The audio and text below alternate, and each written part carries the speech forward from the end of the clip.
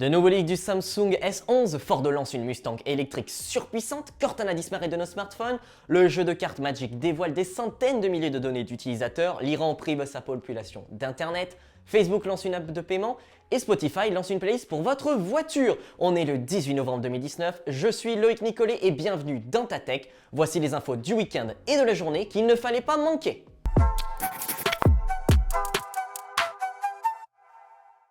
À la question le Samsung Galaxy S11 sera-t-il bon en photo et en vidéo? La réponse est oui, tout du moins sur le papier. D'après les rumeurs, ce dernier devrait filmer en 8K et avoir, tout comme le dernier Xiaomi Mi Note 10, un capteur photo de 108 mégapixels.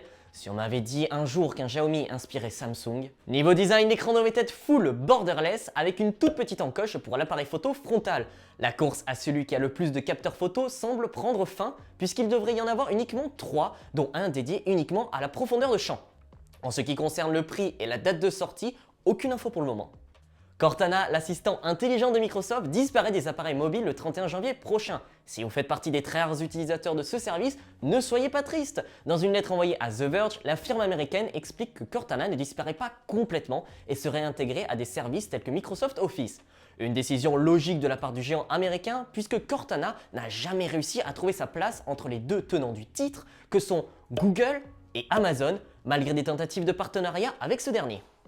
Et maintenant, une news complètement hallucinante. En septembre dernier, le fabricant de cartes Magic the Gathering a laissé un fichier de sauvegarde des données de ses utilisateurs dans un compartiment de stockage public Amazon Web Services et sans mot de passe. Oui, vous avez bien entendu, sans aucun mot de passe, et les données n'étaient même pas cryptées. Ainsi, n'importe qui pouvait consulter ces infos sans aucune sécurité.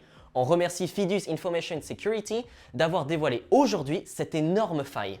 D'après NetBlocks, une ONG qui surveille la cybersécurité et la liberté d'Internet à travers le monde, le gouvernement irakien aurait fermé presque tous les accès Internet du pays. La cause, les manifestations qui avaient été déclenchées à la suite de la hausse du prix du carburant. Mais ce n'est pas tout. Pour appeler à l'étranger, et encore pas dans tous les pays, il faut utiliser un téléphone surveillé. Et bien entendu, le gouvernement irakien n'est pas affecté par cette coupure, puisqu'il tweete toujours. Facebook lancera en 2020 sa crypto-monnaie Libra. En attendant, le réseau social a bien l'intention de vous mettre la main au porte-monnaie numérique.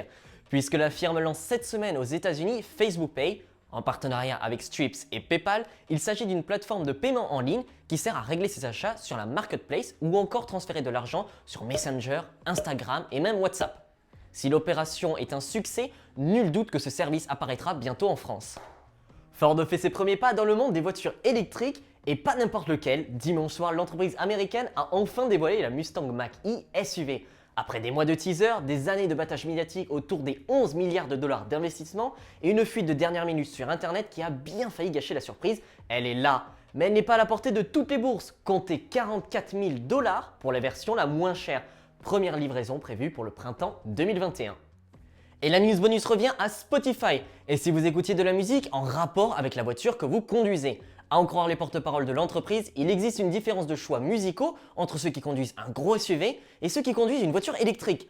Ainsi, pour déterminer la playlist parfaite à écouter pour vos road trips, la firme suédoise vous proposera plusieurs questions, comme le nombre de passagers dans le véhicule et le type de voiture que vous aimez.